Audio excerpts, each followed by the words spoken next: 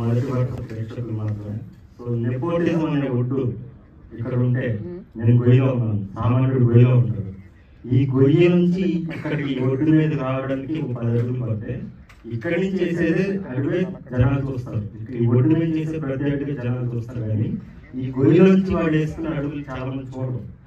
ఆ గొయ్యిలోంచి నేను వేస్తున్న ప్రతి అడుగుని గమనించి నన్ను ప్రోత్సహిస్తూ ఈ స్థాయికి తీసుకొచ్చిన నా ప్రతి మొదటి వరుస ప్రేక్షకుడు, ప్రతి అభిమానికి నేను పాదావందనం చేస్తున్నాను. అండ్ ఈ సినిమాలో నేను యాక్టర్స్ ఇప్పుడు థ్యాంక్స్ చెప్పను, వాళ్ళు నాకు థ్యాంక్స్ చెప్పాలి. ఎందుకంటే నా సినిమా మీకు విజిటింగ్ కార్డ్.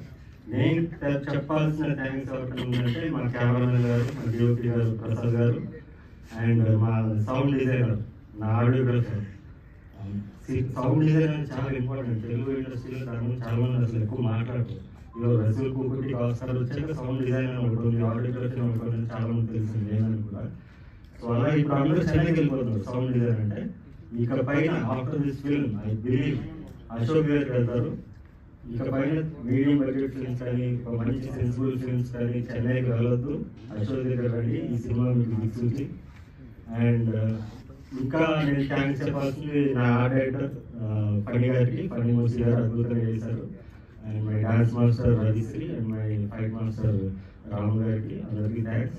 అండ్ అందరికన్నా ముఖ్యంగా నేను థ్యాంక్స్ చెప్పాల్సింది కార్మికుడికి, లైట్ మెన్లు, ఆర్ట్ అసిస్టెంట్లు, క్రెయిన్ డిపార్ట్మెంట్, లేకపోతే జిమ్యూజిక్ డిపార్ట్మెంట్, వీళ్ళే అసలు నిజంగా హార్డ్ వర్క్ చేసి అందరికన్నా ముందు సెట్కి వచ్చేది వీళ్ళే, అందరికన్నా లాస్ట్ సెట్ నుంచి బయటకు వెళ్ళేది వీళ్ళే.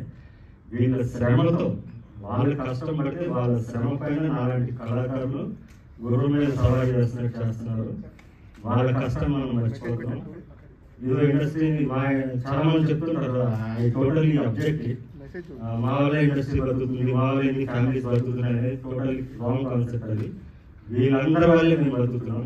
వీళ్ళ కార్మికుల కష్టం వల్లే కళాకారుడు బతుకుతున్నాడు. సో ప్రతి కార్మికుడికి, నా సినిమాకి పనిచేసిన ప్రతి కార్మికుడికి, ఇప్పుడు మేమంటే ఇక్కడ వచ్చి మాట్లాడుతున్నాం, మా సినిమా చెప్తున్నాం, కానీ వాళ్ళు ఎక్కడో వేరే సినిమా షూటింగ్లో ఉంటారు. వాళ్ళు మన ట్రైలర్ చూసుకుని ఈ సినిమా మీరు పనిచేసి చెప్తుంటారు.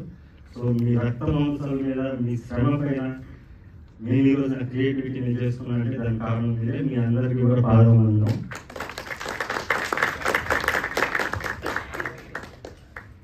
ఇంకా నా క్రూ మాట్లాడతారు, నా దాంట్లో యాక్ట్ చేసిన ప్రతి నటుని ఇంటర్వ్యూ చేస్తాను. ముఖ్యంగా కిరీటి,